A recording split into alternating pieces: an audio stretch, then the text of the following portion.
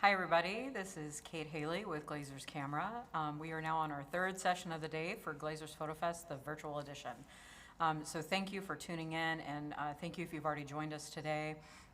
Right now we are going to talk with Peter Marr, who works with Canon EOS Cinema, but he also has a background as a videographer, and he's got tons of mad skills. And one of the things we're going to talk about today is his topic is called You've Got One Shot. So it's a conversation on being prepared as a filmmaker. So he's going to share some examples and tell some stories on being prepared and how important being prepared and having contingency plans is for filmmakers and photographers too. So with that in mind, Peter, I'm going to kick it over to you. Good afternoon. Thanks again for having me. My name is Peter. I've actually been with Canon, give or take, since about 2001, 2002. And I've always had a background in, cinematography and shooting. And one thing I wanted to do was basically cover some of the things that I've learned over the years. And these are not the experiences I've had on some of the bigger budget projects. I know, if you've got the budget and you've got the lighting and you've got the locations and the actors and SAG and everything, you're going to run into those separate issues. But this is basically going to be a little more geared towards what I've done on my own. My first camera, or my first video camera that I ever bought was a C100 original. Then I got a C100 Mark II. And usually that level of clientele is running around, minimal lighting kits, limited location times, very limited budgets. Sometimes the audio person is the only one who gets paid on the entire thing. So what I wanted to do is just share some of the projects that I worked on, some of the clients that I worked for, the crew that you work with. I think is once you start getting rolling and you start doing projects over and over again, you really find out who you gel with and who you work really well with and who's on top of things and who's not. So you tend to keep those people around over and over and over again. I'm also going to share some photos of some of the gear that I've used in some of these projects. And I'm also going to share a few best practices. I think everybody has their own thing, their own way of being prepared, but there's certain times where I forgot to format a hard drive to work with PC and Mac. So I had to overnight another hard drive that was formatted in the right format. So things like that we'll go over. I'll leave it open. I feel like it might be open for a little bit of discussion or questions. Feel free to ask a question at any time, or, if it gets to be a more complicated, more down the rabbit hole sort of question, we'll save it towards the end, but feel free to raise your hand and we'll get started here. So my first, there we go.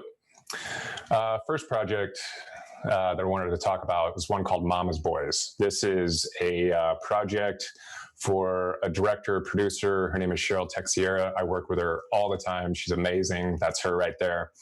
And this was a location that we literally had it was 9 or 10 hours, I believe. So we literally had to load in, set up everything.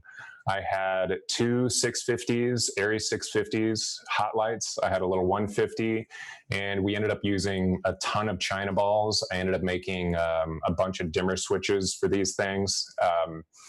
If you notice, there's going to be some people you may recognize in some of these, some people you may not. But these are some of the last projects that I've worked on that I think I learned quite a bit about. So this is, just rolling in the background. This is what we had. This was one location. This was the place where I ended up setting 3 cameras. So this is essentially the location. And what was nice to start off with, we didn't even really have a chance to scout it. We had basically some photos because one of the cast members worked in this coffee shop. So if you look all above, there were all these string lights, which were incredibly helpful. They lit the place quite nicely. And if you notice, I also have 3 cameras set up. For this shoot, this is the time where I think we really got it down to shoot multiple cameras at one time. So with this shoot, I had, 2 C300 originals and a C100 Mark II. The reason why I like using some of these older cameras, we were only going to HD. This was a short film. This was basically 7 pages we had to shoot in 10 hours with setup, tear down, clean out, everybody in, everybody out. This was also something that when you start getting the lighting set up, I'll even jump out of here for a second. We're using a ton of China balls all around. And if you notice, I have one camera back here for the low angle, and then I have one camera right back over here for the high angle. And if you notice in that opening shot, that's basically how those two we were able to shoot a separate take of both of those as a safety at the same time, as opposed to the isolation shots. Some of the other things that we we learned on that shoot was my main key light for about half the shots right here, the bulb burnt out about an hour before we had to wrap. So the first thing I want to tell you all is keep a few extra light bulbs around. And that's just one little thing that I learned. So I went to my local shop, I bought about 5 bulbs, and I always keep them with me. I always keep those things with me now. The other, like I said before, these are the 3 cameras that were set up. One of the things that keeps the time flowing a little bit is getting to know your DP. The DP that I used on this job, his name is Genaro Arroyo. He actually also works for Canon. I think some of you may have met him over the years. He works a little more on the photo side, but he's great at what he does, super easy to get along with, and we work together. So when we started setting up some of these other shots, which I'll just let this roll in the background so you can see it. Started setting up some of these other shots, and we were running the gun. I had to go set up the camera for him. I was basically producer, first AD, or second AD, and first AC. So this was where one person sets up the camera, we get everything ready to go. This was also another, yeah, I'm going to show you a couple photos here real quick. This was a time where I really learned the value of this little piece right here. If you don't know what that is, it's basically a 1/4-20 adapter that you can screw onto the top of a tripod head, and then it actually becomes another light stand. So after this shoot, I ended up buying 4 or 5 of those. I always leave them in the bags. I also have, I don't know if any of you ever come across something where you lose that 1/4-20, or you lose that tripod plate, or you lose that 1/4-20 or 3/8 into the tripod plate, or you leave it somewhere. So for every tripod, I have at least 2 plates. For every 2 plates, I have at least 2 1/4-20s and 2 3/8 extra screws laying around, because those things get lost all the time. The other thing I was going to say too, I mentioned dimmers before. This was, before we shot this, we got the photos, we knew we were going to need something. Genaro and I decided to use China balls to light up the whole room. If you're ever in that situation, China balls are great. I learned this on a movie called The Last Hurrah, which was basically shot in one entire take. So this was 2009, 2008, I think, when we shot it. And we basically had 5 nights. We shot it all the same shot, night after night after night after night after night. It was like Groundhog's Day. But when we lit it, we literally set up China balls for the entire backyard. And that's the place where I learned that China balls and dimmers were always a really solid solution if you have limited lighting, or you have a limited time to really set up your lighting. The dimmers, especially on hot lights, LEDs, it gets a little tricky with those, but especially on hot lights, you can really dim it down. You can really crank it up. You can really make your image happen in a shorter amount of time. The other thing I really liked about the original C300s and even the 100 Mark II, the low light. Low light's really nice and clean, so it's a little bit easier when you get into a place. The cameras are going to match. When you bring them into post, you're not going to have to deal with so many color variations. One of the things I really liked was the fact that I could bump these up a little bit higher in the ISOs, though there's a lot of shots where we were at 3200 ISO and didn't really have to do anything to the image after it was all said and done.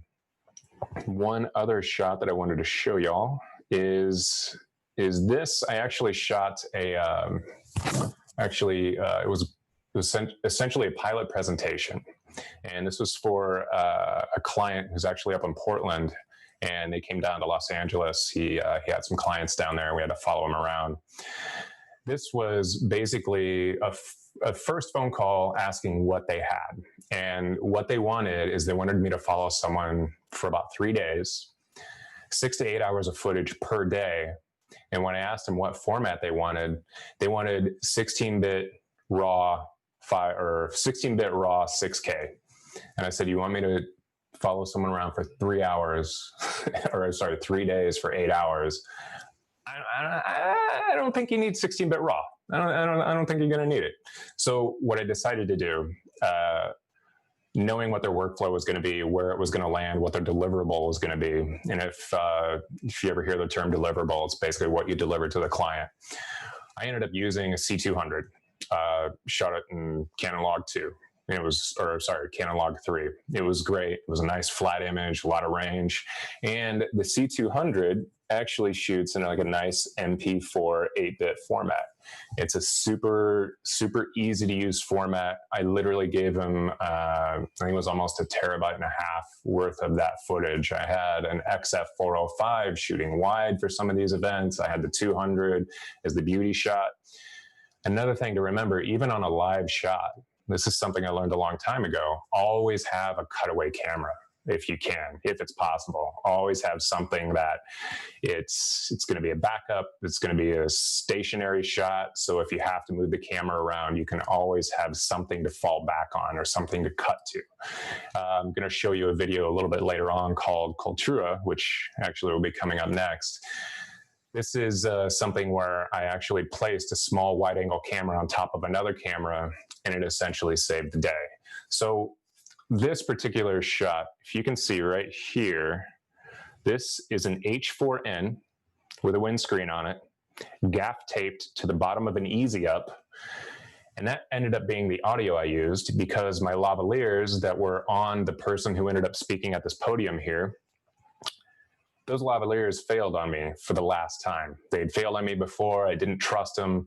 I always try to have a backup somewhere. I always try to at least do some kind of double coverage or have something to cut to. But there was something inside of me that was just like, dude, put this H4n, just let it roll. If you get 6 hours on it, it doesn't matter. It ended up being the audio that we ended up using for it. So even if you have lavaliers, and if you don't know what lavaliers are, let me throw that out there. Lavaliers are going to be basically these right here. This is what I'm using. Sorry, I'm looking at a backward screen. This is what I'm using right here. This is a wireless microphone. A lot of times, especially with the older lavaliers, you're going to have to sync them. They're going to have to be on the same signal. A lot of newer ones, especially single sender receiver units, they sync up automatically. I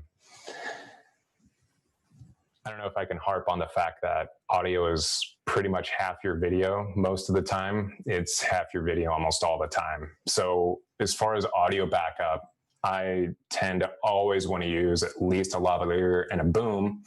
And if you've never seen one of these, this is a great piece that I've used a million times. A lot of productions are losing budget. A lot of productions are moving faster. A lot of productions are moving to the place where we can only hire one person to go out and get a shot. So this is actually a boom hook that works on the boom arm that goes into a light stand. So I carry this with me pretty much all the time when I'm going to show a comedy special that we shot later.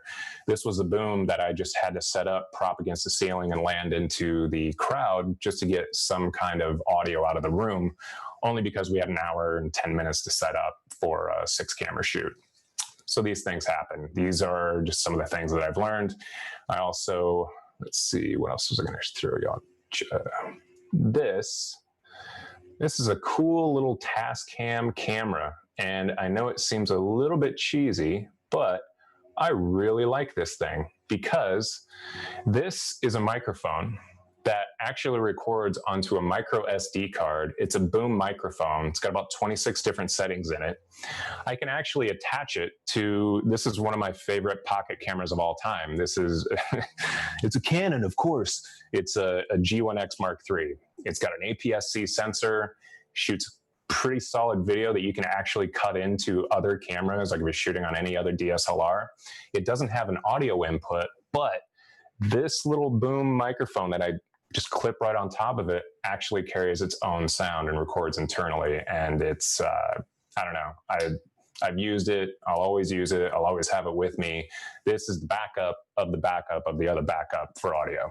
So I'll say it again, audio is half your video. Always have that backup somewhere. One of the other things I learned on that shoot was basically format your hard drives and, you know, exFAT or FAT32 if it's under 4 gigs. The only reason why is I've been working with Macs since that movie, The Last Hurrah. So it's been quite a while. It's been about 10, 11-ish years. I always format it. Mac, no problem. Usually have no issues. This one, I got that call. I think I mentioned it before, that call of, why can't I open up my hard drive? And then that was that, I gotta send you another hard drive and I gotta forward it. So it was a nice $82 expense on top of everything else that I had to spend for this. Yep. Static shot, Cultura. Let's talk about this for a second. If you ever get a chance to shoot a Lucha Libre match, they are some of the funnest events you will ever have in your life. We got to spend it. This is again, this is my client Eric Schwartz, very funny comic. I don't know if you've seen him or not. He does a lot up in the Seattle area as well. Very cool guy. He's one of those people that I will work for over and over and over and over and over again. He had this event coming up. And it was great because we got to spend a day with these wrestlers and we got to, capture him training with these guys in the backyard. And then we got to do this little event.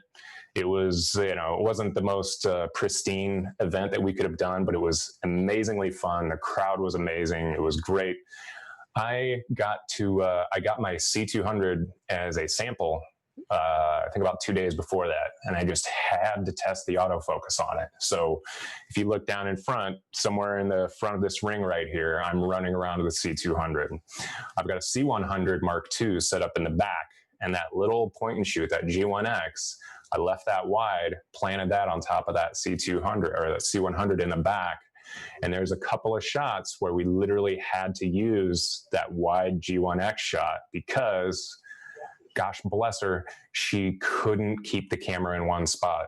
So usually when you hire someone, sometimes they, will take the direction or not, but we always have to have a backup based off of that. So with this particular event, it was a C200, C100 Mark II, 60D DSLR, and a G1X. And this was also that boom microphone that I used. We also had, my H4n. I always plug that into the house sound. If you don't know what that is, that's basically anytime there's a PA setup, they always have some way to get sound out of the board, the mixing board, where all the microphones come in. If you're ever doing a live event like this or a comedy show or anything, that's a great place to take an H4n or another recorder and just get that house sound. It's going to be clean. It's not going to have an echo or a delay to it. You're not going to have any kind of distortion as long as it plugs in. You got the right settings on the H4n. With that particular audio device, it is, I'm going to show you all a picture of it real quick. A lot of times if I'm shooting an event, I will have the H4n just basically clamped on top of a camera, and you can XLR into it. You can take the sound out of it into the camera if you want. It'll also have the big 3/4 audio jacks, and as soon as you plug in off a board, that audio device knows that it's a low power signal and it can adjust for it. So in my audio kit, I always keep the H4n. I always keep that extra little like Tascam self-contained boom microphone that I can always use as an extra microphone. I always keep that boom arm holder that holds the boom arm so I can swing a boom up. And I always try to have everything taken care of too. So One other thing I've learned, I was going to throw this out there. I take it we all know what an apple box is. It's basically a wooden box that's, a certain height. You have half apples, quarter apples. You can stack them up. You can move them around. You can. They're just great to have. They're great seats. But if you also notice, there's a hinge on this one.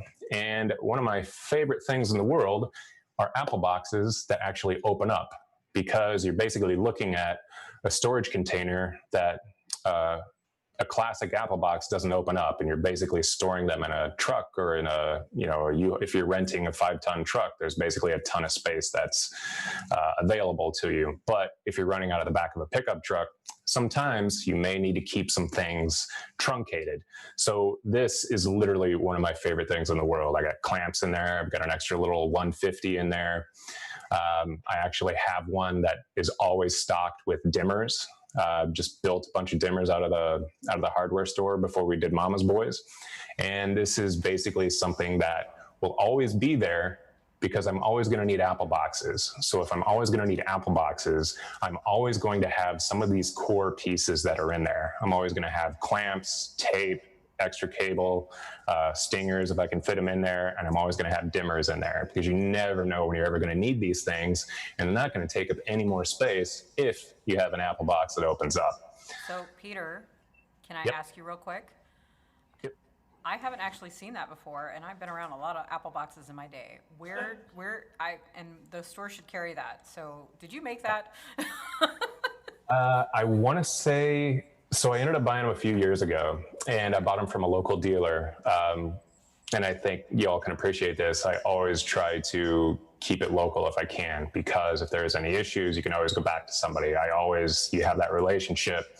This dealer actually gave me these at just above cost. I didn't want them to give them to me for free. I didn't want to take advantage of them. So I think they're a Matthews piece, if I remember right, but I never actually got to know who actually built these. But I've got a set of tools in the garage, and I can actually build these myself. However, with the hinge, with the hasp, with everything, I couldn't build them for the price that they gave them to me. So I was like, you know what? I'm buying 3 right now, and they're always with me all the time. Yeah, in fact, they're with me really right amazing. now, I tell you, in my office right here. As someone who's moved cross country, one of the other things, since we're talking about it, it's great to see that. this is called a baby plate. This is, they come in different sizes. This is actually a Matthews piece, and it's basically a light stand head on a plate that you can, screw up into a wall. If you need to hang a light somewhere, you can always put it into a wall, a ceiling, what have you. One thing I've learned is if you have a light stand and a baby plate, you can make a very quick and easy and light and doesn't take up much space DIT stand. So I'm actually using it right now. If I dip this camera down, you're going to see my laptop on a piece of 1/2-inch ply on a baby plate on top of a mic stand, or on top of a light stand, sorry. So this is actually nice. I have 2 different sizes. I keep one if I have a couple of different drives moving at the same time. But this saves a lot of time, saves a lot of space. If I do need that baby plate, I can just unscrew it and use it on the wall. But it's always in there. It's always nice to have. And let's see, we're going to talk about, so this is a nice little, let me see, we're going to get into, is this Bo? Nope. So this is a friend of mine. This is Bo McFarland. He's another comic. And we shot this down at a little place. It was about an 80-seat theater. We had about an hour to set up 6 cameras. So I shot this with C300 Mark IIs, C100 Mark II, an original 300. I had a 5D Mark IV on a floater, just running around getting audience shots. And then when we cut to the reverse shot, that was basically a GoPro that we had clamped up into the curtain. And on this wide shot, it's literally right there. So when we set it up, that camera is just out of the camera shot. So again, this was a place, it was basically pre-lit. We didn't have to do anything, but this was where I had to use that, that boom hook on a light stand, send my boom arm up to get that boom mic just to get some audience reaction. I had my, my Zoom H4n plugged into the board, clamped on top of my C100 Mark II, which was the wide shot. I had two flanks, basically you'll see this shot, and then it'll cut to the other angle. Those were basically 300 Mark IIs with 70 to 200 lenses on them. We had enough time, just enough time. The color was already set. We just went 709 out. And if you don't know, Rec 709 is just basically a nice punchy color profile. It's ready to go. There's no grading. There's nothing you have to do to it. You don't have to. As long as you expose for it correctly, you can basically use that right out of the camera. We white balanced, we set our Rec 709, we got all of our apertures set, so we were at a constant exposure all the way across. So every single camera, all 5 out of 6 cameras looked exactly the same. I did all the edits on this, and if you've never used a multi-camera edit in Adobe Premiere, it's a lifesaver. It's awesome. It's something that you can literally just look at your screen and click between the angles on. And the only camera I had to color was the GoPro in the back.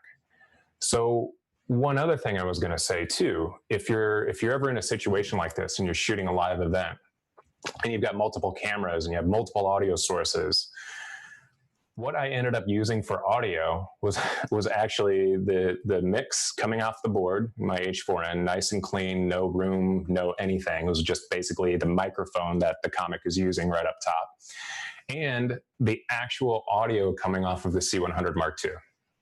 There was no delay. It worked out really well. And that's one thing I learned too. And talking to more producers who shoot live events, a lot of times if you use multiple sources of audio, you end up using one or two feeds, and that's about it. Otherwise, you start getting millisecond delays, you get echoes, you get a lot of light or sound bouncing around. So basically what this came down to, I learned quite a bit knowing that as long as you set your cameras up right, as long as you get everything set up, ready to go right off the top, prep as much as you can long before you even get to that shoot or that location. A lot of times, I've worked on a few makeover shows, and a lot of times we would basically have to have a project finished, a project half finished, and then a project just started, because anything that can go wrong might go wrong. So you always have to have yourself worked out before you even get there. Let me talk about boost real quick too. This was a nice shoot where I learned that you should always have a backup camera no matter what, because we had a limited time to shoot this as well. This was basically shot, I think it was a 1DX original and the 5D Mark III. Turns out my 5D Mark III had a dead pixel on it, and we ended up having to shoot everything with the 1DX. So not gonna lie, working for Canon is kind of nice, because once in a while, if something goes wrong, you can always get it fixed a little bit easier, a little bit faster if you know the people there. But it's always nice to have that extra camera. I won't say laying around, because you know cameras are fairly expensive, but it's always nice to have that backup when you need it. This is another video. This is again Eric Schwartz and Billy Galewood, and they actually do a lot of really cool music numbers together. And this was a music video we did for a song called Hey Buddy. And this was something that was just really fun to do. Again, Eric's a really great guy. He's a good friend of mine. Billy's awesome himself. So again, once you start working with certain clients, you start to know how each other works. So a lot of times we really start, you know, even getting creative on the ideas. We wanted it to look cheesy, a little bit tacky. So I actually used, on this one, it was an XF105, a C100, a C100 Mark II, which are, I don't know if you're starting to pick up a pattern here, but the 100 Mark II is always kind of my go-to camera, especially if I'm shooting in HD. It's a simple, easy format. I know the camera like the back of my hand. In fact, it's the camera that's, you know, capturing this right now. Yeah, where was I? Oh yeah, hey buddy. So if you notice, there's a certain place we had to go into, and it was if you've ever seen the Karate Kid, it was basically the miniature golf course that they went to on their date. So that was basically this place right here, and we had to sneak in there, and I couldn't bring in any big cameras, so that's where that little tiny Vixia, the HF10, was really handy, because we went in there. It was a Tuesday afternoon. Nobody was around. They were able to walk up onto the green, bounce up and down. And this little scene right here, this was actually shot at the Irvine Improv. This was in his, in his pool area. This was out by the right off of Riverside, down in the canals. So a lot of different places, a lot of different pieces cutting together. And if you notice, it's not the best grade. So a lot of times, those, if you're shooting with multiple cameras and you want it to look all the same, sometimes you have to actually grade down to like your lowest common denominator, your lowest camera, so to speak. These were, again, really fun shoot. We ended up trying to get the XF105 for the 422 pull down because we were doing some green screen. Ended up not working very well because he ended up not using that shot. I don't think there's anything more that I can say about that one. All right. Are there any questions so far? Am I just rambling on way too far on this? No? No, we're good. That last one was hilarious. We're both laughing out loud. We had to mute mics here because it was too funny. So I have to admit, it's a really catchy song too. A really catchy song. Like after we shot this and after we cut it together, I literally was singing that song for about a month and a half, but it was great. It's stuck in the head, huh? I do have a question that came in kind of early on, Yep. because one of the things you've been doing is talking about how you integrate all these different cameras, from teeny tiny point and shoots and GoPros, and then obviously multiple, C500s, C300s, whatnot. So, and I know that you've also integrated 5Ds and 1DXs maybe. Have you done anything with like the EOS Rs yet? Have you integrated any of that into the work? And what's the performance been like? One person was asking, does it run hot after it's filming, or like, what's your experience been basically is what I'm trying to get to. So honestly, I'm a really big fan of the EOS R. One reason I haven't captured too much onto it, only because I don't have an external recorder readily available. I rent them from time to time. There's the Atomos rep for Southern California, a really good guy. He'll loan me a piece once in a while if I have something I want to test out and capture.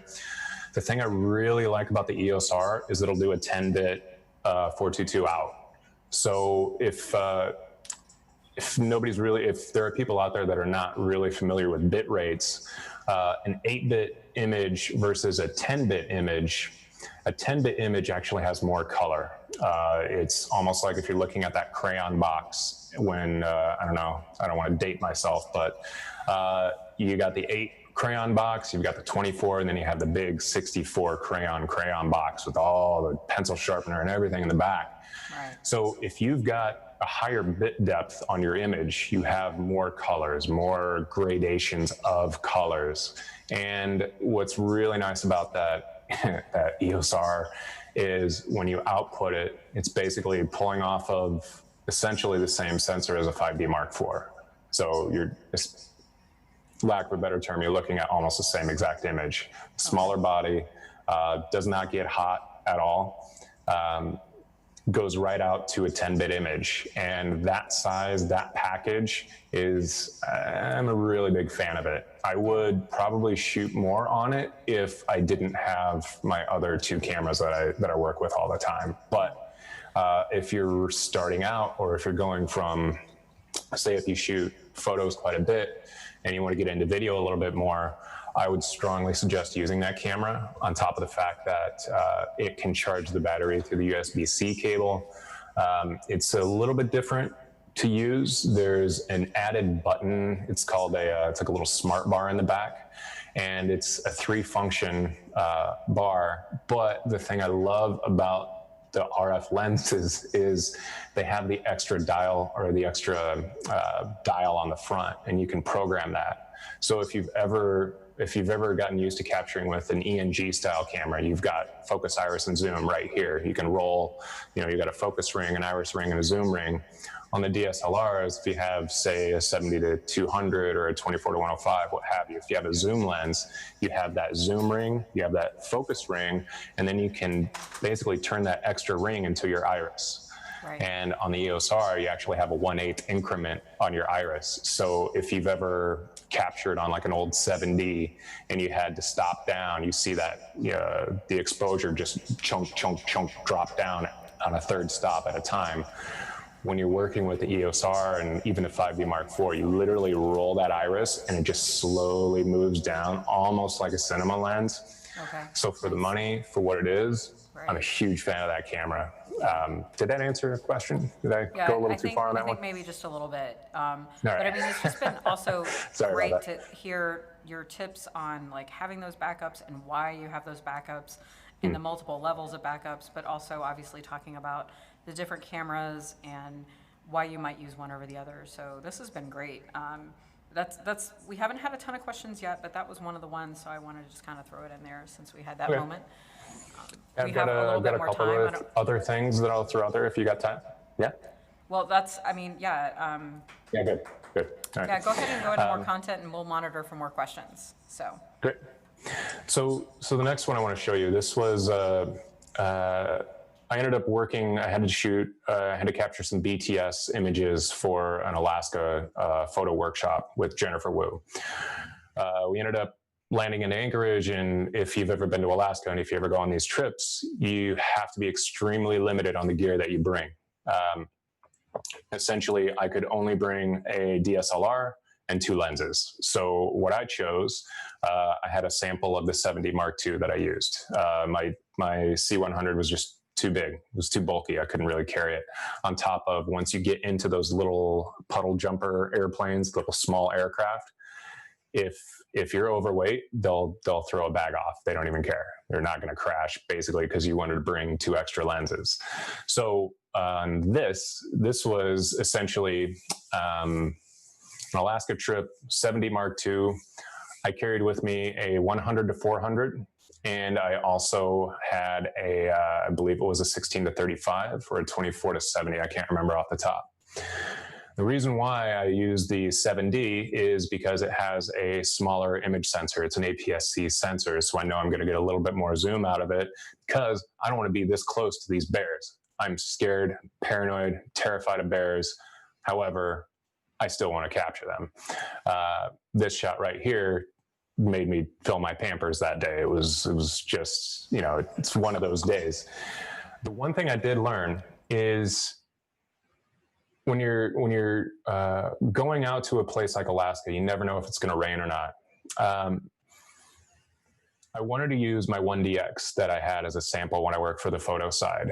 I didn't want to use it because it was full frame and I wanted to get as much zoom as I could. So I used the 7D Mark II, which was basically, in a nutshell, it's kind of like the 1DX of the APS-C sensor cameras. I essentially had those 2 lenses and it rained on us every single day. So all of these shots, you're basically seeing rain coming down. There were a few clear shots, like this one finally cleared up for that particular image. But one thing I will say is if you're out there, always be prepared for the rain. You have to have, slickers and mudders, and you have to have plastic. And if you have a bag over your camera, it's something that you always want to keep. You always want to keep it over your camera to shed the water off. However, after about day 3 or 4, I lost my piece of plastic. So I essentially just had my camera and I would just wipe the top of it off. And if it, I couldn't do anything else. The one thing I also learned is if you're going to capture video and you're also going to capture photos off of a still camera, there are custom settings. There are C1, 2, 3 on a lot of DSLR cameras. And there are a few images in here. I don't know if you're going to be able to see them or not, but I would swap from video to photo, video to photo, video to photo. And then when I look at all my video footage, about 90% of it actually is shot at an 8,000th of a second or a 2,000th of a second. And if you're not familiar with how video works, video, you usually set your shutter to double up your frame rate. So if you're at 24 frames, you set it at 48th of a second or a 50th of a second in a DSLR. So this is one thing I learned on this trip. Figure out what your bare minimum is. Figure out what your bare minimum is that you'll take with you. Always account for weather when you're out there.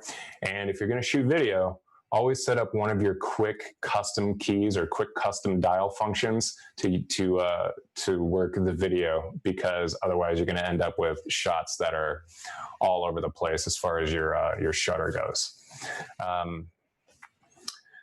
Here's another pretty interesting thing. This is one thing I learned on a shoot too. This was a little short called The Spy. We had 4 hours to capture this. I had my C100, my C100 Mark II. And this was me by myself, 3 lights, 2 cameras, and that boom arm audio, which I showed you before. So essentially, this is setting up 2 angles at a time, at the same time. We shot 6 or 7 takes, I believe, on it.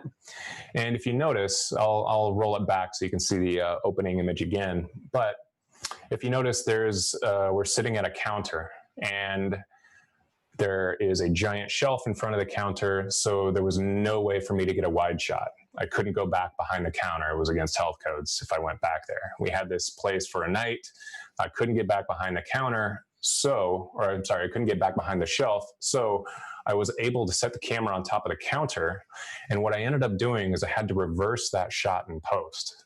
Because when you look at the image and you see these 2 characters come together, one is always coming from one side, one is always coming from the other. And essentially, what will happen is this focus shot lands on to introduce her. And then this wide shot coming up here is the one wide shot we had to actually turn because we could not capture it any other way. I didn't have time to move shelving out of the way, clean everything up. So I essentially made that executive decision to put the camera on top of the bake stand, capture it, and then we just reversed it in post. So sometimes you run into a situation where you just can't get the image that you need. So you start to think a little bit outside the box to get what you can get.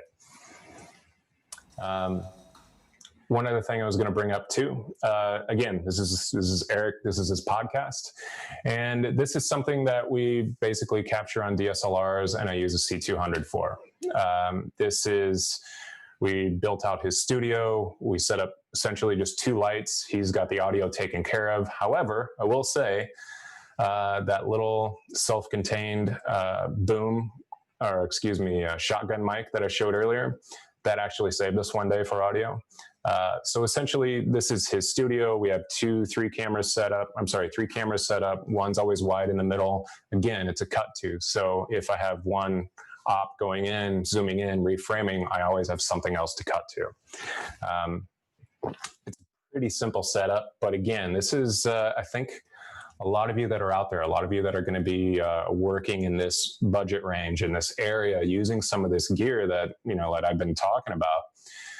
These are some of the things you're going to start doing. Podcasts are really taking off. Podcasts are places where a lot of people are starting to invest their money into. So you're going to start getting more and more clientele that are going to want to capture a podcast. If you look at YouTube numbers for certain podcasts, sometimes they're actually more than the play counts on iTunes. One last project I'll throw out there. This was a script that I wrote, and this was basically a pitch video that we made. This was essentially a failing home makeover show called House Arrest. And this is, the gist of it is these 3 characters are the 3 archetypal, the hot girl, the buff carpenter, the elaborate designer, and essentially they have to work together and, take out people for design crimes. So this was one of those locations where we had a day to capture it, and we had to capture everything in this location in one day. And again, multi-cameras, set them up, get them in there. So a lot of times too, when you start working on some of these smaller budgets, these are places where you're going to have to start working with multiple cameras at the same time if you can. Sometimes it's worth renting something for however much a day to get that image captured, to get all that footage taken. And you never know. I mean, this is me looking at the camera monitor, making sure it's on, and things like that happen. You know, you just got to be prepared. You always have to have somebody around. It's always something that can always go wrong, will probably always go wrong. So again, these people, this is this is Erica. I've worked with her 1,000 times. She's amazing. Johari's on the other side of this desk yelling at us. And, you know, these are just people. Once you start doing this more and more often, or if you just know you work with a lot of the same people, you know, you gel with these people over and over again. So a lot of times it will really help as far as making the day go by a little bit faster. When stress levels are up, you know, you can always count on somebody, and, you know, you can always make it a little bit lighter at the end of the day, so nobody wants to choke anybody out. Anyway. That's pretty much all I have for content. I'm going to wrap it in about 45, so you all have a little bit of time to ask away if you needed anything. Well, that's funny, and you could also put blooper reels together when it's all said and done, right? Oh yeah. There's some good ones in there. Yeah. Well, I was remembering you talking about how that one GoPro was like just barely out of the frame for that comedian that you were shooting. I have a boom mic with a dead cat, of course, and it's literally like just right above my head. It's right on the edge of the frame, so I totally get that. We joked about like lowering it a little bit just so we'd have like this thing randomly hanging out. Let's see. We actually don't really have any other questions, so for you guys tuning in, if you have 1 or 2 more questions before we wrap up, we're happy to get those answered. You know, it's just really fun to hear you tell these stories and share the work that you've been able to be a part of. I'm a still photographer, and I dabble in video, but not at that level in any way, shape, or form. So it's cool for me to learn along the way as well. So thank you. And the other thing I'll throw out there too is, you know, cameras do keep evolving. They do keep getting better to some degree, but there are just certain cameras that, you know, I think you can probably attest to this too. Like you either learn a lot or you go through experiences with it, and it just sort of becomes you, because you know where every button is on that camera.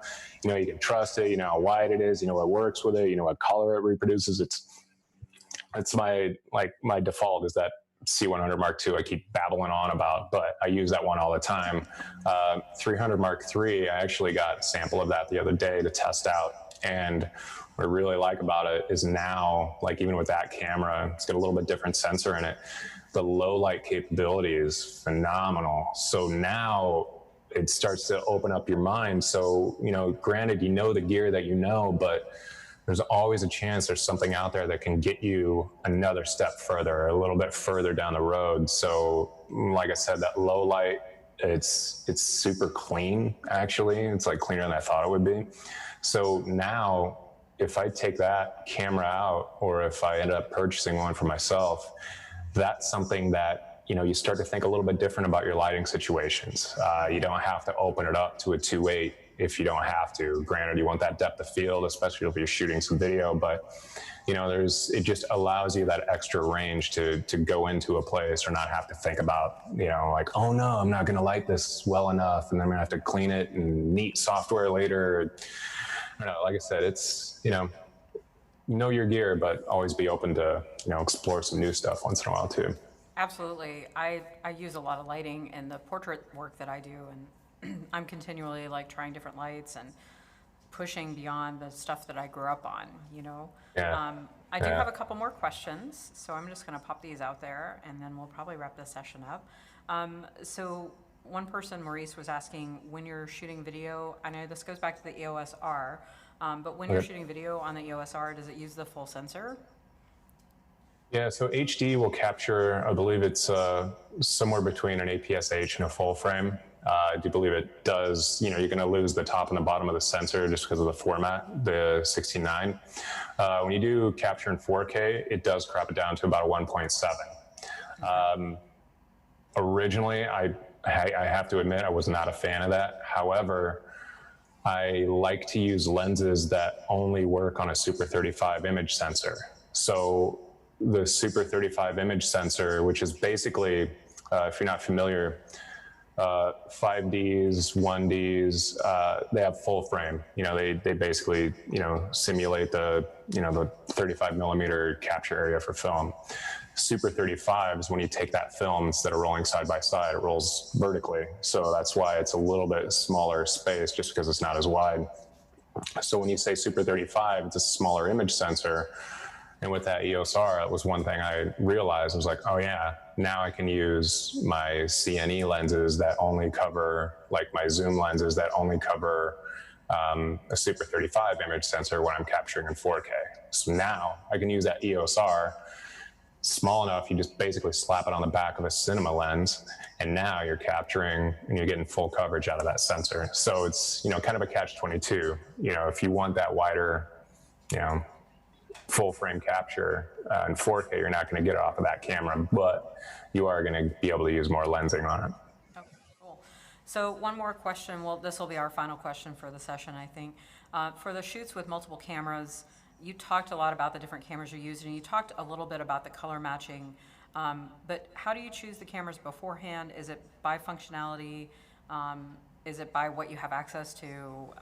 And then the color matching, that's something that is across the board, across all the Canon cinema cameras that you were talking about? Yeah, usually what I'll look at is I'll look at budget first. I'll also look at who's able to help me on the shoot. So if I have somebody who really knows their gear, I'll stub it up to something that if I need to call out a change and I know they can work the menu and they can get to it, I can call out that change. However, if I know somebody is not too camera savvy, I know I can just set the camera up and let them go, or I can just get a camera based on delivery. So if I know it's only HD, never going to use 4K, there's no reason for me to go rent, a 4K camera when I can rent something a little bit less expensive. As far as the color, a lot of Canons will match really nicely with each other.